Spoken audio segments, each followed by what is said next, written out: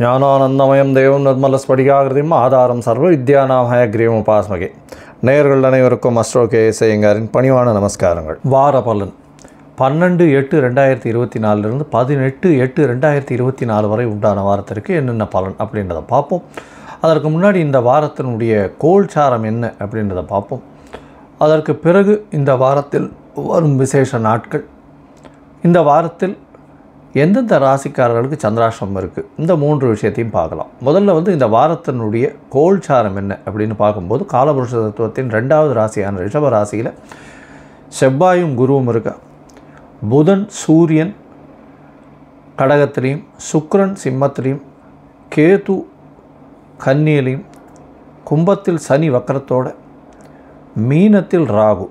இந்த வாரம் மாற்றங்கள் என்னென்ன அப்படின்னு பார்க்கும்போது, சூரியன் 17ஆம் தேதி காலை ஒரு 6:15 மணிக்கு கடகத்திலிருந்து சிம்மத்துக்கு போகிறார். அதாவது ஆவணி மாதம் பிறகுறது. இந்த வாரத்தினுடைய ஒரு பெரிய மாற்றம் மாத கிரகமான சூரியன் மாறுறது. இந்த வாரத்தில் பார்த்தடையானால் சந்திர பகவான் சுவாதி நட்சத்திரம், அதாவது இந்த வாரம் ஆரம்பிக்கும்போது துலா ராசியிலிருந்து ஸ்ரவண நட்சத்திரம் வரலும் போகிறார், மகர ராசி வரலும் போகிறார். அதாவது சுவாதி அப்படின்னு சொல்லக்கூடிய துலா ராசியிலிருந்து துலாம், விருச்சிகம், தனுசு, மகரம் 4 ராசிக்கு போகிறார் இந்த வாரம்.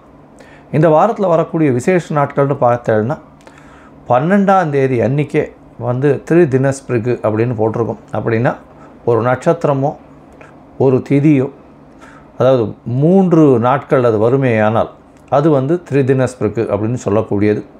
ஒரே நட்சத்திரம், ஒரே தீதி, ஒரே யோகம், அந்த மாதிரி வந்ததேயானால் இந்த மாதிரி திரிதினஸ்பிருக்குன்னு சொல்லக்கூடியது. இன்றைக்கி பார்த்தாலேயானால் சுவாதி நட்சத்திரம் கிட்டத்தட்ட ஒரு 1.25 நாழிகை இருக்கும். அது 10ஆம் தேதி அன்னைக்கு, அதாவது 11ஆம் தேதி அன்னைக்கு அதிகாலை, அதாவது சூரிய உதயத்திற்கு முன்னாடினா 10ஆம் தேதி கணக்கு வரும் தமிழில். சூரிய உதயம் டு சூரிய உதயம் தானே, அதனால் முந்தின நாள் வரும். அதற்கப்புறம் 11ஆம் தேதி அன்னைக்கு சூரியன் உதிச்சதுக்கப்புறம் 60 நாழிகை சுவாதி நட்சத்திரம். அதுக்கப்புறம் இன்றைக்கி ஒரு 12ஆம் தேதி அன்றைக்கி ஒரு 1.25 நாழிகை இருக்கிறதுனால திரிதினஸ்பிருக்குன்னு சொல்லக்கூடியது. 3 நாட்கள் ஒரே நட்சத்திரம் வர்றதுனால இது சொல்கிறது. இதனால் என்ன அப்படின்னா, இது என்ன ஒரு நல்ல விஷயம் பண்ணுறதுக்கு இந்த நாட்களை தவிர்க்கிறது ரொம்பவும் நல்லது. அது நல்ல விஷயம்னா வீட்டில் ஏதாவது விசேஷங்கள் கொண்டாடணும்னா அதை தவிர்க்கிறது நல்லது.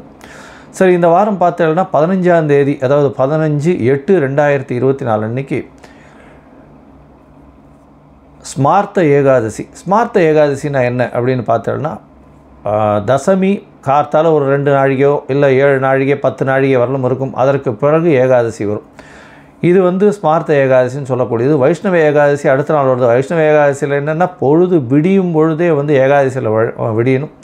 அப்படி இருக்கும்போது 1 நாழிகையோ 2 நாழிகையோ இருந்தால் கூட பரவாயில்ல. ஆனால் அந்த ஏகாதசி வைஷ்ணவ ஏகாதசின்னு சொல்கிறான். அதனால் இன்றைக்கி 15ஆம் தேதி ஸ்மார்த்த ஏகாதசியாகவும் 16ஆம் தேதி வைணவ ஏகாதசியாகவும் கொண்டாடப்படுகிறது. இந்த வைணவ ஏகாதசி ஸ்மார்த்த ஏகாதசி ரெண்டுமே உபவாசம் இருப்பா. இல்லைன்னா இந்த நொய் இல்லைன்னா உடைச்ச அரிசி வச்சு இது பண்ணி சாப்பிடுவா. உப்புமா அந்த மாதிரி சொஜ்ஜி பண்ணி சாப்பிடக்கூடியது. அதாவது உப்பு சேர்க்க மாட்டா, சொஜ்ஜி பண்ணி சாப்பிடுவா. இப்போ சகஸ்ரநாமம் சொல்கிறது, பெருமாளுக்கு ஆராதனை பண்ணுறது, இந்த மாதிரியான விஷயங்கள்லேயே அன்றைக்கி ஏகாதசி மொத்தம் இது பண்ணுவாள். இது வைணவர்களுக்கு மிகவும் ஏற்றமான விஷயமாக சொல்லக்கூடியது.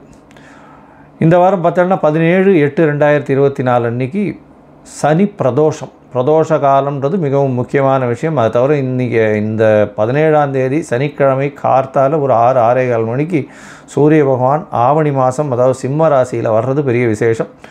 அன்றைக்கி சனி பிரதோஷம் வேறு, அதுவும் பெரிய ஏற்றம் கொடுக்கக்கூடிய நாள். அதாவது பிரதோஷத்திற்கு வேண்டிக் கொள்ளும் எல்லா விஷயங்களும், எல்லாவித தோஷங்களும் போகக்கூடியது, எல்லாவித கஷ்டங்களும் தீர்க்கக்கூடிய நாள்னு சொல்லக்கூடியது. அதுவும் சனி பிரதோஷம் மிகவும் விசேஷமான ஒன்று.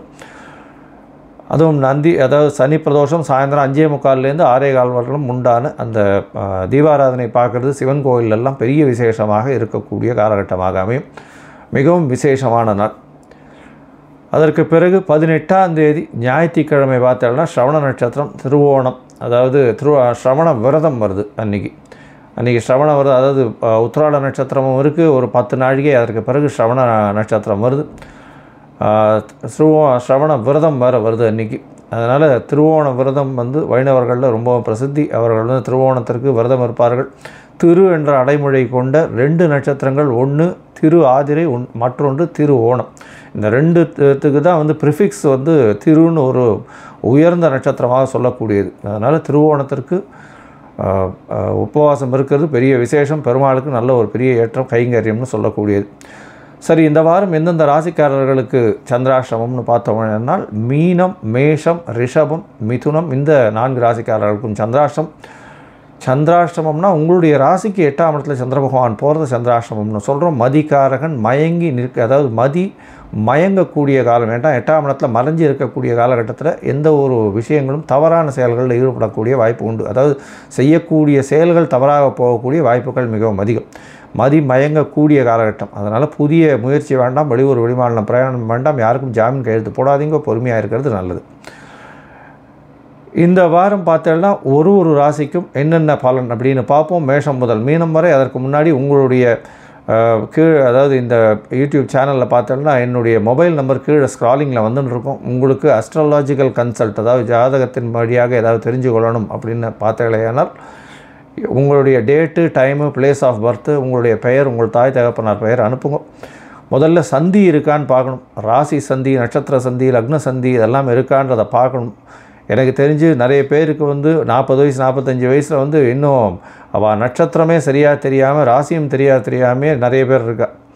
அவள் வந்து துலா ராசின்னு நினச்சின்னு இருப்பா, விருச்சிக ராசி விசாக நட்சத்திரத்தில் இருப்பாள், துலா ராசியில் அர்ச்சனை பண்ணிட்டு இருப்பாள். அதனால் இந்த மாதிரி நிறைய பிரச்சனைகள் இருக்குது. இந்த சந்தி பார்த்து முதல்ல வந்து சந்தியை இது பண்ணிவிட்டு அதுக்கப்புறம் வந்து உங்களுடைய ஜாதகத்தை போட்டு லக்னத்தை குறித்து அதற்கு பிறகு உங்களுடைய தசாபுக்தி அந்தரம் சூக்ஷ்மம்லாம் பார்த்து உங்களுக்கு உண்டான பலன் என்ன அப்படின்றத சொல்ல முடியும். எளிய பரிகாரங்களையும் சொல்கிறேன், அதற்கு உண்டான கட்டணம் என்னன்றதும் சொல்கிறேன். அதை நீங்கள் போட்டுவிட்டு அதுக்கு உண்டான யூடிஆர் நம்பரும் நீங்கள் ஷேர் பண்ணுங்க. உங்களுக்குன்னு அப்பாயின்மெண்ட் தரேன்.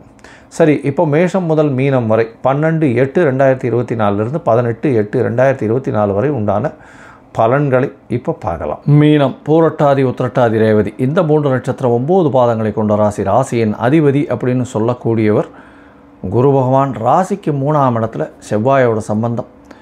அதாவது உங்களுடைய ராசிக்கு 2ஆம் அதிபதியும் சொல்லக்கூடிய தனஸ்தான அதிபதியும் தன காரகனான குரு பகவானும் 3ஆம் இடத்துல முயற்சி ஸ்தானத்தில் போய் இருக்கிறது பெரிய விசேஷம். தவிர பார்த்தாலேயானால் 6ஆம் இடத்துல 3ஆம் அதிபதி போய் இருக்கிறது மூலியமாக புதுசாக கடன் வாங்கக்கூடிய வாய்ப்புகள் உண்டு. புதிய வீடு மனை வாங்கக்கூடிய வாய்ப்புகள் உண்டு. குழந்தைகள் மூலியமாக ஒரு பெரிய ஏற்றமான செய்தி வரக்கூடிய வாய்ப்புகள் உண்டு. உங்களுடைய ராசிக்கு 12ஆம் இடத்துல இருக்கக்கூடிய சனி பகவான் மூலியமாக திடீர் பிரயாணம் வரக்கூடிய வாய்ப்புகள் நிச்சயமாக இருக்கும். ஏன்னா வக்கரகதியில் வேறு இருக்கார்.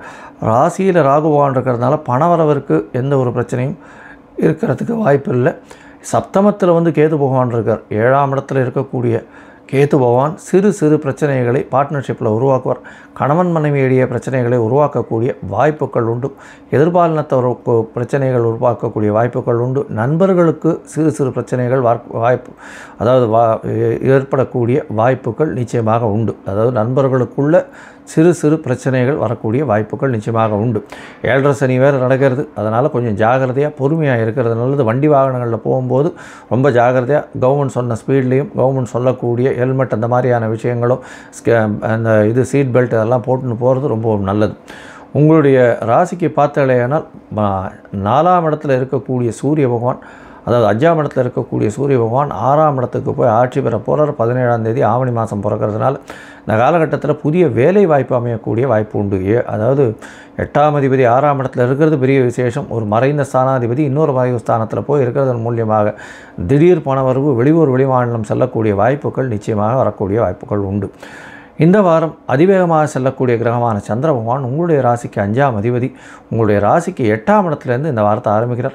அதாவது சந்திராஷ்டம காலம்னு சொல்கிறோம். 12/8/2024 18/8/2024 வரலும் உண்டான காலகட்டத்தில் 13ஆம் தேதி அதிகாலை 2 மணி வரலும் இருக்கக்கூடிய காலகட்டம் வரலும் வந்து சந்திராஷ்டமம் இருக்குது. இந்த காலகட்டத்தில் புதிய முயற்சி வேண்டாம், வெளியூர் வெளிமாநில பிரயாணம் வேண்டாம், யாருக்கும் ஜாமீன் கையெழுத்து போடாதீங்க, யாரையும் காசிப் பண்ணாதீங்க, பொறுமையாக இருங்க. ஏதாவது உங்களுக்கு ஏதாவது ஒரு அசைன்மெண்ட் சைன் பண்ணணும், இல்லை வெளியூர் போய் தான் ஆகணுன்ற கட்டாயம் ஏற்பட்டது. ஆனால் சந்திர பகவானுக்கு உண்டான எளிய பரிகாரம் ஒரு அகத்திக்கீரை கட்டு அருகில் இருக்கக்கூடிய கோசாலையில், அதுவும் துவாதசி வேறு வருது, கோசாலையில் கொண்டு போய் கொடுத்துட்டு போகிறதன் மூலியமாக சந்திராஷ்டமத்தின் தாக்கம் நிச்சயமாக குறையும்.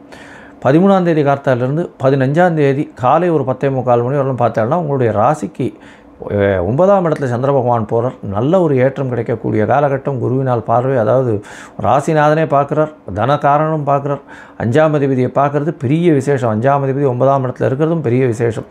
இதன் மூலியமாக தந்தைக்கு நல்ல ஒரு ஏற்றம் கிடைக்கும். தந்தை மூலியமாக பொருள் வரக்கூடிய வாய்ப்புகள் உண்டு. படிக்கக்கூடிய மாணவர்கள் வெளிநாடு போகக்கூடிய வாய்ப்புகள் நிச்சயமாக உண்டு.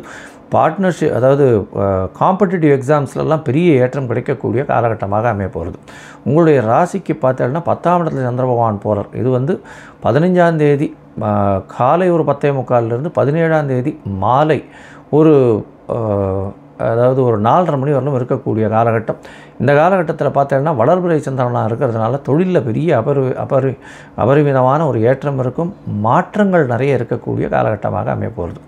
உங்களுடைய ராசிக்கு 11ஆம் இடத்துல சந்திர பகவான் போகிறார். சந்திர பகவான் 11ஆம் இடத்துல 17ஆம் தேதி மாலை ஒரு 4:30 மணியிலிருந்து 19ஆம் தேதி இரவு ஒரு 8:30 மணி வரலும் இருக்கக்கூடிய காலகட்டம். 11ஆம் இடத்துல குருவினுடைய பார்வையில் இருக்கிறதுனால தொழிலில் அபரிமிதமான ஏற்றம் இருக்கும்.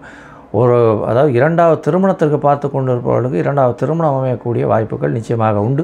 அதை தவிர பார்த்தோம்னா மூத்த சகோதரிகள் மூலியமாக நல்ல ஒரு ஏற்றம் கிடைக்கக்கூடிய காலகட்டமாக இந்த வாரம் அமைய போகிறது. மொத்தத்தில் இந்த வாரம் பார்த்தேனால் இந்த பேங்கிங் செக்டரில் ஒர்க் பண்ணுறவங்க, கோல்டு செக்டரில் ஒர்க் பண்ணுறவங்க, கோல்டு ஆசாரிகள், இவாளுக்கெல்லாம் பெரிய ஏற்றம் கிடைக்கக்கூடும். அதை தவிர இந்த கணித நிபுணர்கள், வங்கி கணக்கில் இருக்கிறவங்க, அக்கௌண்ட்ஸ், காமர்ஸ், ஸ்டாட்டிஸ்டிக்ஸில் இருக்கிறவங்க, இவாளுக்கெல்லாம் ஆசிரியர்கள் சொல்லிக் கொடுக்குறவாளுக்கெல்லாம் பெரிய ஏற்றம் கிடைக்கக்கூடிய காலகட்டமாக அமைய போகிறது. இந்த வாரம் நீங்கள் அருகில் இருக்கக்கூடிய, அதாவது கிருஷ்ணர் கோவிலுக்கு போயிட்டு வாங்க, ஆலிலை கிருஷ்ணர் போய் சேவிச்சுட்டு வாங்க, இல்லை பாலகிருஷ்ணர் போய் சேவிச்சுட்டு வாங்க. நல்ல ஒரு ஏற்றமும் மாற்றமும் உங்களுடைய வாழ்வில் நிச்சயமாக வரும். லோகா சமஸ்தா சுகினோ பவந்து. நன்றி, நமஸ்காரம். Astro KS Iyengar YouTube channel பார்த்தமைக்கு நன்றிகள். மேலும் இது போன்ற ஆன்மீக ஜோதிஷ தகவல்கள் உங்களை வந்து அடைய astro KS Iyengar YouTube channel subscribe செய்யவும், பெல் ஐக்கானை மறக்காமல் அழுத்தவும். நன்றி, வணக்கம்.